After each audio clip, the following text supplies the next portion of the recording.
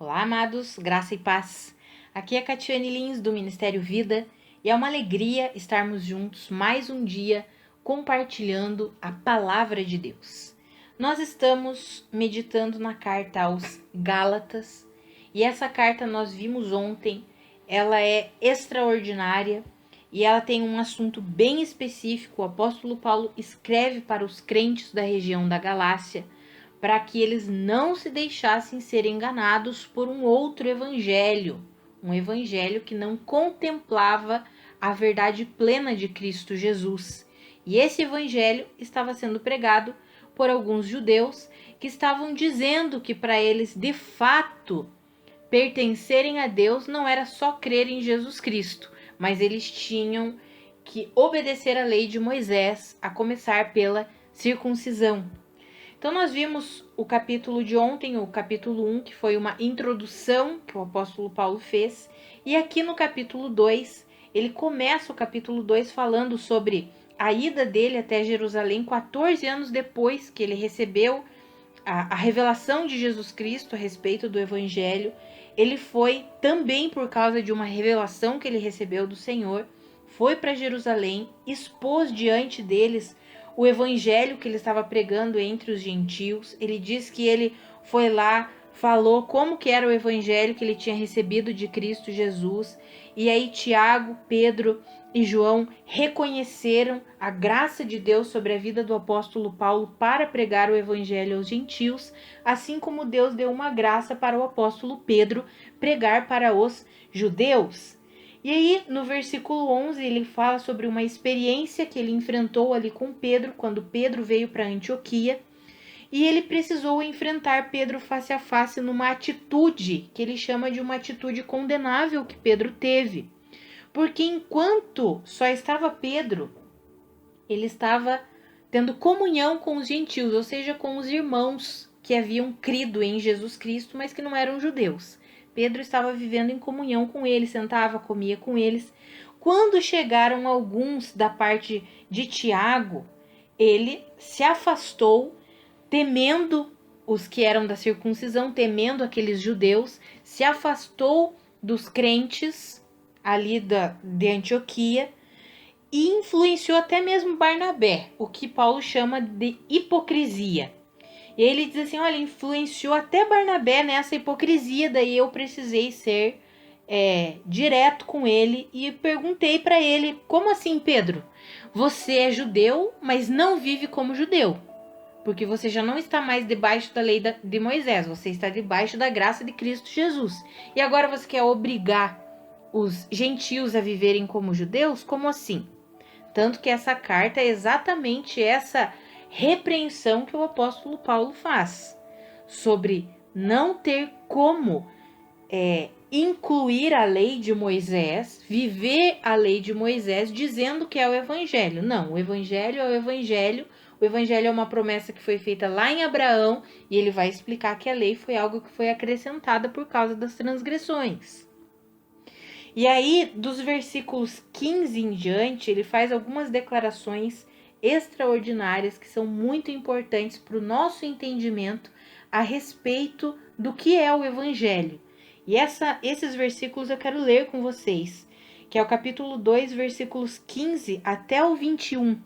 Está escrito assim: Nós, judeus de nascimento e não gentios pecadores, sabemos que ninguém é justificado pela prática da lei, mas mediante a fé em Jesus Cristo. Assim, nós também cremos em Cristo Jesus para sermos justificados pela fé em Cristo e não pela prática da lei, porque pela prática da lei ninguém será justificado. Se, porém, procurando ser justificados em Cristo, descobrimos que nós mesmos somos pecadores, será Cristo então ministro do pecado? De modo algum. Se reconstruo o que destruí, provo que sou transgressor, pois por meio da lei eu morri para a lei, a fim de viver para Deus. Eu fui crucificado com Cristo. Assim já não sou eu quem vive, mas Cristo vive em mim. A vida que agora vivo no corpo, vivo-a pela fé no Filho de Deus, que me amou e se entregou por mim. Não anulo a graça de Deus, pois se a justiça vem pela lei, Cristo morreu inutilmente. Amados, nós já estudamos a carta aos Romanos e nós já vimos toda a explicação da justiça de Deus, a justificação que há em Cristo Jesus. Nós vimos que Cristo condenou o quê? O pecado na sua própria carne, porque o homem estava prisioneiro do pecado e da morte por causa do pecado original. Ele adquiriu, por causa da queda de Adão, uma natureza corrompida, corrupta. E por causa disso é que Jesus Cristo morreu e fez a justiça de Deus, condenando o pecado, porque o salário do pecado é a morte, e Jesus Cristo morreu para que o pecado recebesse o seu salário. E Jesus Cristo morrendo, ele morreu uma vez por todas, para quê? Para justificar o homem, o ser humano, fazendo o quê? Dando uma nova vida. Quando Jesus ressuscitou, ele deu uma nova vida ao homem. Lá em Romanos 4:25 fala, porque ele morreu pelos nossos pecados, mas ele ressuscitou para a nossa justificação. Então aqui o apóstolo Paulo está dizendo assim, olha, nós que somos judeus, o apóstolo Paulo era um judeu, e ele diz assim, nós que somos judeus de nascimento, nós sabemos que ninguém é justificado pela prática da lei, mas é pela fé em Cristo Jesus que vem a justificação. Então como que nós vamos obter a justificação por meio da prática da lei? Não tem como, é impossível. Essas palavras foram escritas aqui exatamente depois da repreensão, do que ele falou ali, da repreensão que ele teve que dar no apóstolo Pedro. Amados, essas escrituras nos ensinam, começam a nos ensinar, no capítulo 3 vai ficar bem mais claro, amanhã nós veremos isso, o propósito da lei não foi dar vida ao homem, mas a obra de Cristo Jesus, a graça de Deus manifestada em Cristo Jesus e por meio de Cristo Jesus, teve o objetivo de dar vida para o ser humano. A lei foi apenas um tutor até que viesse Cristo. Por isso que ele escreve aqui no versículo 19, pois por meio da lei eu morri para a lei, porque o objetivo da lei era apontar para Cristo Jesus. O objetivo da lei era tornar o homem plenamente consciente do pecado. Isso nós vimos quando estudamos a carta aos Romanos. O objetivo da lei não era dar vida ao homem, mas tornar o homem plenamente consciente do pecado. Então, toda vez que a lei dizia, não adulterarás, não cobiçarás, o que o homem tinha? A consciência de que ele precisava de redenção, porque ele estava governado pelo pecado. Ele tinha uma natureza corrupta. Precisava de um redentor, de um salvador, precisava de uma nova vida, porque aquela vida, aquela natureza corrupta não tinha como obedecer a Deus. Portanto, a lei mostra ao ser humano o quanto ele precisa nascer de novo, o quanto ele precisa de um redentor, de alguém que efetue uma regeneração, uma obra de regeneração. O que é regeneração? Nascer de novo, o novo nascimento. Por isso que ele escreve aqui, se então nós estamos procurando ser justificados em Cristo, nós descobrimos que somos pecadores, então Cristo é ministro do pecado? Aí ele vai dizer, é claro que não, de modo nenhum. Se eu descubro que mesmo estando debaixo da lei, eu era pecador, ou seja, tinha uma natureza corrupta, porque é isso que os judeus precisavam entender, porque os judeus viam apenas os gentios como pecadores. Mas aí, quando vem Cristo Jesus, eles descobrem que eles também estavam encerrados debaixo do pecado, porque eles tinham uma natureza proveniente do pecado. E aí o apóstolo Paulo escreve isso. Então, se procurando ser justificados em Cristo, descobrimos que somos pecadores também. Ou seja, até nós judeus somos pecadores. Então, Cristo é ministro do pecado? Claro que não. Por que que não? Porque a lei vem para mostrar exatamente isso. E aí ele diz, se eu reconstruo o que destruí, eu provo que sou transgressor, ali no versículo 18. Sobre o que ele está falando aqui? Se eu tento reconstruir a vida debaixo da lei de Moisés, eu estou provando que eu sou um transgressor da vontade de Deus. Por quê? Porque a vontade de Deus não é que eu reconstrua a lei de Moisés, mas que eu submeta a minha vida ao novo modelo de vida que existe, que é a vida pela fé. A vida pela fé é vivida por meio do Espírito. Daí ele vai dizer, eu fui crucificado com Cristo. Assim quem vive não sou mais eu, mas é Cristo que vive em mim. Esse é o novo modelo de vida. Quando nós lemos lá em Romanos, nós encontramos o novo modo do Espírito. Amados, que eu e você possamos receber plenamente essa verdade.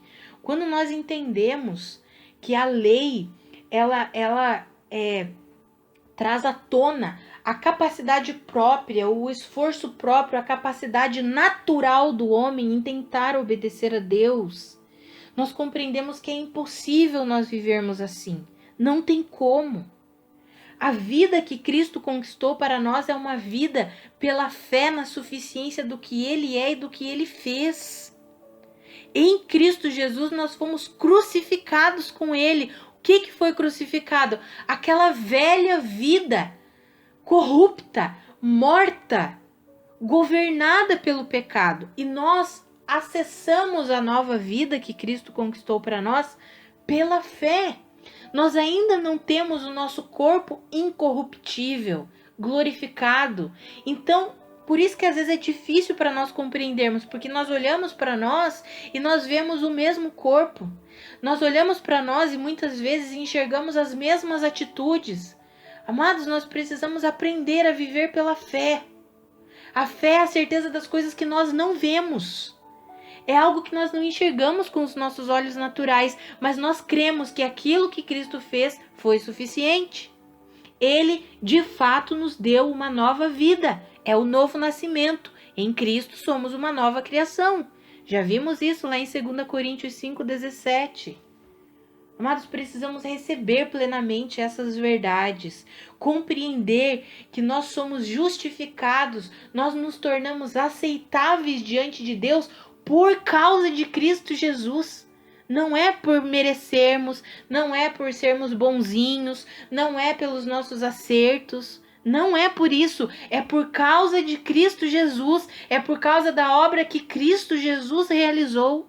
E nós precisamos aprender a depositar a nossa completa confiança em Cristo Jesus. Precisamos aprender a viver pela fé na suficiência de Cristo. Essa é uma caminhada que todo cristão precisa enfrentar. A vida pela fé. Nós somos tentados a abandonar a vida da fé. É o que estava acontecendo com o povo da região da Galácia. Eles começaram a acreditar que a fé não era mais suficiente, eles precisavam de algo mais. Não, eu preciso fazer alguma coisa. Amados, as nossas obras, elas não são para conquistarmos a justiça de Deus, a salvação, a aprovação em Deus. As nossas obras precisam ser consequência da nossa nova vida. E essas obras que são manifestadas como consequência, elas provêm de um coração que entendeu a graça de Deus. De um coração que entendeu a vida pela fé na suficiência de Cristo Jesus. Que eu e você entendamos isso e possamos viver de fato pela graça, por meio da graça de Deus. A graça nos ensina a vivermos de maneira santa, justa, reta. Isso está escrito lá em Tito, no capítulo 2, versículos 11 e 12. A graça de Deus nos ensina. Não precisamos depender da nossa própria capacidade e força. Não é aquilo que nós fazemos que nos torna pessoas aprovadas diante de Deus, mas é aquilo que Cristo fez. E quando nós depositamos a nossa fé naquilo que Cristo fez, ou seja, na graça de Deus, quando dependemos da graça, nós vivemos constantemente o processo de santificação. Por quê? Porque a graça nos capacita, a graça nos ensina, a graça nos fortalece.